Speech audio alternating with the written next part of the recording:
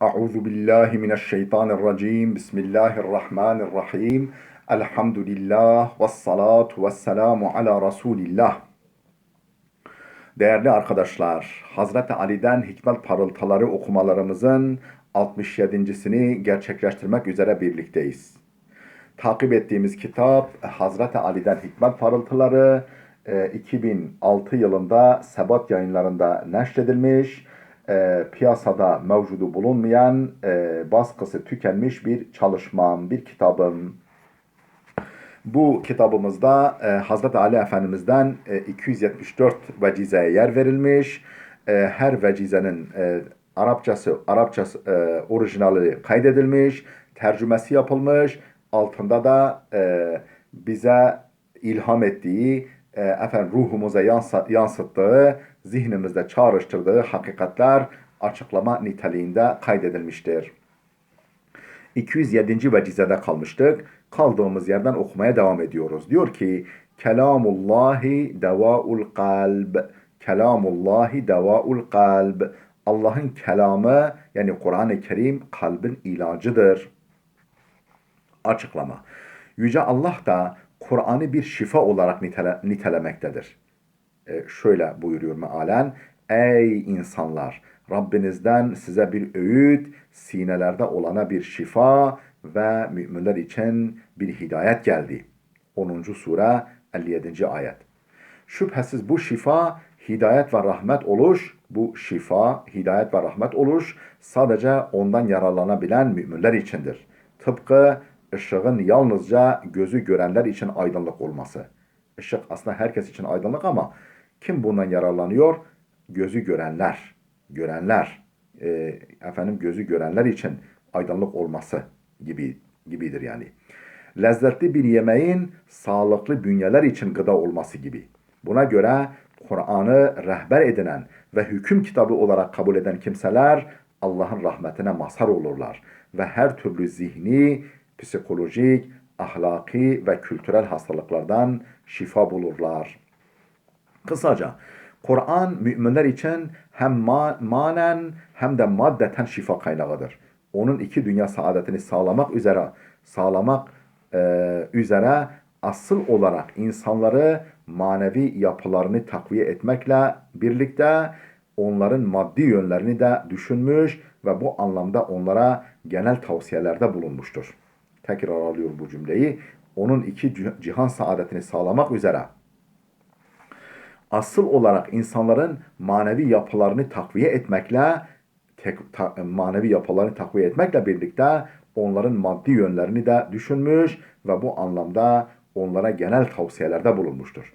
Mesela yeme içme konusunda ölçülü olma, akıl sağlığını muhafaza amacıyla içki yasağı, nesil sağlığı ve zührevi hastalıklardan korunma amacıyla zinaya yaklaşmaması, uyku düzeni ve istirahat konusunda dengeli olma, sağlıklı olmanın en temel unsurlarından biri olarak temizlik, yeme içmede dahil pis olan her şeyden kaçınma, bulaşıcı hastalığı olan insanlardan uzak durma, genel sıhhat açısından oruç tutma ve benzeri sağlığı koruyucu unsurlar Kur'an'da yer alan önemli hususlardandır.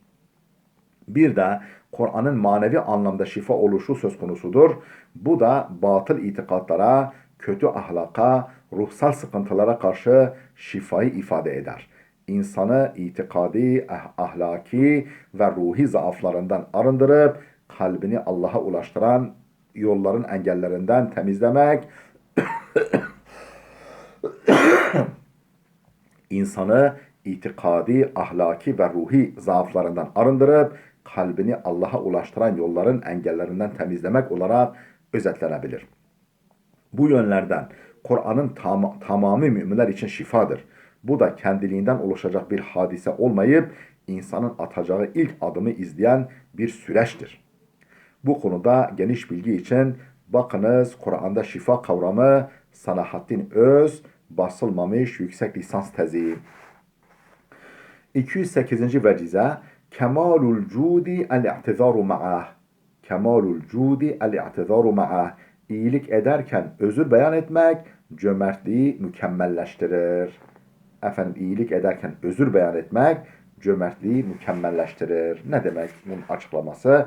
Bunun izahı için 39 numaralı vecizeye bakılsın demişiz. Yani efendim birine bir iyilik yaparken veya bir hediye verirken efendim kusura bakmayın size layık değil, çam sakızı çoban armağanı, bunu bizden kabul buyurun falan gibi böyle yani özür beyan etmek. Hem iyilik yapmak hem de bu yaptığı şeyin çok bir şey olmadığını belirtmek iyiliği, keremi, cömertliği mükemmelleştirir, efendim taçlandırır. 209. vecize kemalul ilmi fil hilm. Kemalul ilmi fil hilmi. İlmin kemali hilim iledir. İlmin kemali hilim iledir. Ne demek? Hilim ne demek? Açıklıyoruz. Hilim çok geniş kapsamlı bir kelimedir.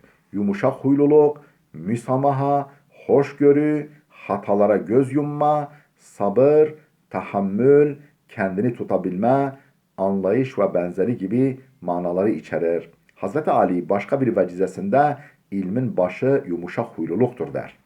Hilim alimin başında bir altın taştır. Hilim yani yukarıdaki anlamlarıyla hilim alimin başında bir altın taştır.